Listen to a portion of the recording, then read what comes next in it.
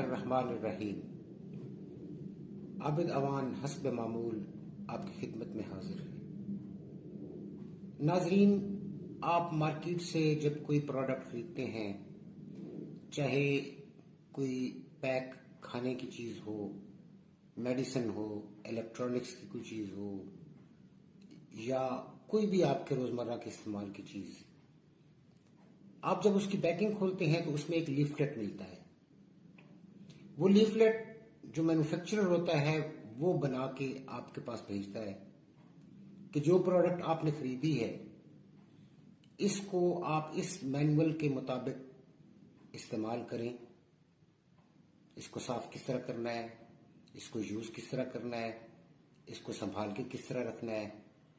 اگر آپ ان ہدایات کے مطابق چلتے ہیں تو وہ کمپنی آپ کو وارنٹی دیتی ہے، سال کی، 2 سال کی، 5 سال کی، لائف ٹائم گارنٹیز بھی دیتے ہیں کچھ، کہ اگر یہ خراب ہو جائے تو کمپنی اس کی رسپانسبل ہوگی۔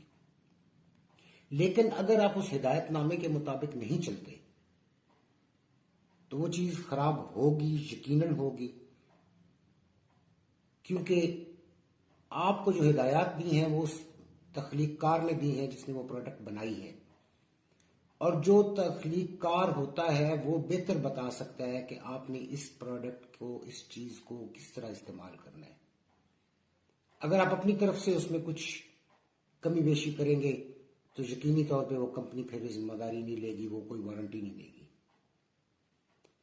اس کائنات کا، اس انسان کا، اس تمام ارض و سما کا خالق اللہ تعالیٰ کی ذات ہے۔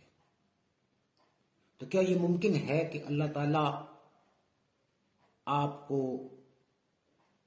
آزاد چھوڑ دیتا، آپ کو نہ بتاتا کہ اس دنیا میں آپ نے زندگی کیسے گزارنی ہے؟ جب آپ ایک پیراسیٹامول کی گولی لیتے ہیں تو پیراسیٹامول بنانے والی کمپنی آپ کو لیفلیٹ دیتی ہے، تو اتنی بڑی کائنات کا خالق کس طرح ممکن ہے کہ آپ کو ساتھ ہدایت نہ دے؟ اللہ تعالیٰ نے 1,24,000 پیغمبر بھیجے اس کام کے لیے۔ ہمارے لیے، جو ہم امت محمد رسول اللہ صلی اللہ علیہ وسلم، ہمارے لیے اللہ پاک نے قرآن بھیجا۔ قرآن اصل میں ایک ہدایت نامہ ہے، ہدی للناس۔ قرآن نے خود کہا ہے کہ یہ انسانوں کے لیے ہدایت ہے۔ لیکن افسوس کی بات یہ ہے کہ ہم نے اس ہدایت نامے کو پس پش ڈال دیا۔ ہمیں یہ بتایا گیا کہ جی یہ عام آدمی اس کو سمجھ ہی نہیں سکتا، عام آدمی کے بس کا روگ ہی نہیں ہے، جبکہ اللہ تعالیٰ کا فرمان یہ ہے کہ وَلَقَدْ يَسَّرْنَا الْقُرْآنَ لِلذِّكْرِ فَهَلْ مِن مُدَّكِرٍ، کہ ہم نے اس قرآن کو سمجھنے کے لیے آسان کر دیا، بس ہے کوئی جو ہدایت لینا چاہے؟ اللہ کا یہ فرمان ہے۔ ہمیں بتانے والوں نے یہ بتایا کہ جی آپ نہیں سمجھ سکتے اس کو، اور اس کا نتیجہ یہ ہوا کہ امت قرآن سے دور ہو گئی، انسانوں کی لکھی ہوئی کتابوں نے فرقوں میں تقسیم کر دیا، مختلف گروہوں میں بٹ گئے۔ جو اللہ تعالیٰ کے ہدایات کے مطابق شرک کے بعد سب سے بڑا جرم انسانیت کا بٹ جانا، فرقوں میں بٹ جانا، بلکہ اللہ تعالیٰ نے اس کو شرک قرار دیا ہے۔ لا تکونوا من المشرکین، مت ہو جاؤ ان مشرکوں میں سے، من الذین فرقوا دینہم وکانوا شیعا، جنہوں نے دین میں فرقہ بندی کی اور وہ گروہوں کا شکار ہو گئے۔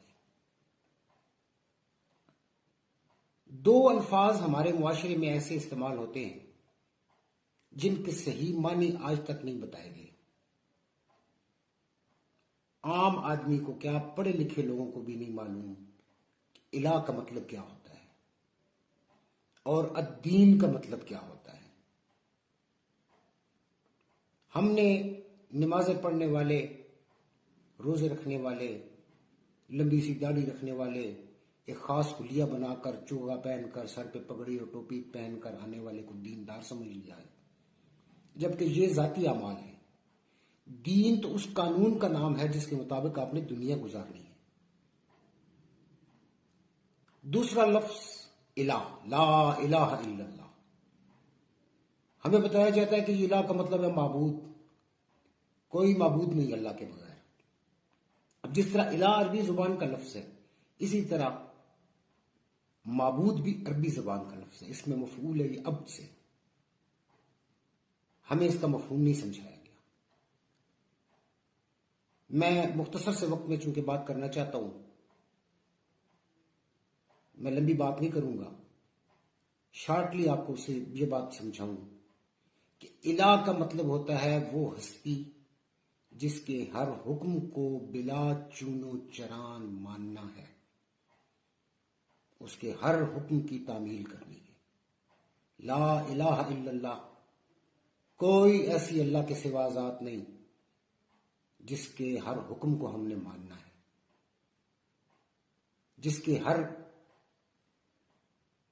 ایک حکم کو ہم نے آئین کا درجہ دینا ہے، اور وہ آئین ہے۔ اس لیے آئین ہے کہ آئین ہوتا ہے آپ کی دیکھ بھال کے لیے، آپ کی فلاح کے لیے۔ جیسے میں نے شروع میں گفتگو کے آغاز کیا کہ مینوفیکچرر، خالق جو ہوتا ہے وہ بہتر جانتا ہوتا ہے کہ کس طرح اس کی دیکھ بھال ہوگی، تو آئین وہی بہتر ہوگا جو خالق دے گا۔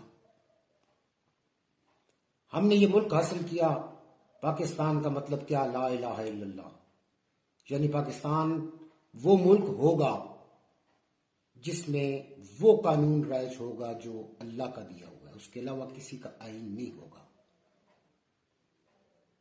ہماری بدقسمتی یہ کہ ہم نے اللہ تعالیٰ سے وہ وعدہ جو 1940 میں کیا تھا، 1947 میں 7 سال کے قلیل عرصے میں پاکستان بن گیا، اور پاکستان بنتے ہی ہم نے وہ وعدہ اللہ سے بھلا دیا کہ پاکستان کا مطلب لا الہ الا اللہ ہے۔ ہم نے مغربی جمہوریت کی گود میں جا کے سر رکھ لیا، اور اس وعدہ خلافی کی نحوستیں آج 76 سال گزرنے کے بعد بھی ہمارا پیچھا نہیں چھوڑ رہی، اور اس وقت تک، اس لمحے تک، جب تک من حیث القوم ہم اللہ سے کیے ہوئے وعدے کی طرف لوٹ نہیں جاتے، اس مغربی جمہوری نظام سے جان نہیں چھڑا لیتے، لا الہ الا اللہ کے اصلی مفہوم کے ساتھ اس کو اپنا نہیں لیتے، یہ نحوستیں ہمارا پیچھا نہیں چھوڑ سکتی۔ اس ملک کا معاشرہ کسی اچھی تبدیلی کی طرف نہیں جا سکتا۔ سب سے ضروری ہے کہ لا الہ الا اللہ کے آئین کو ہم اپنے اوپر نافذ کر لیں۔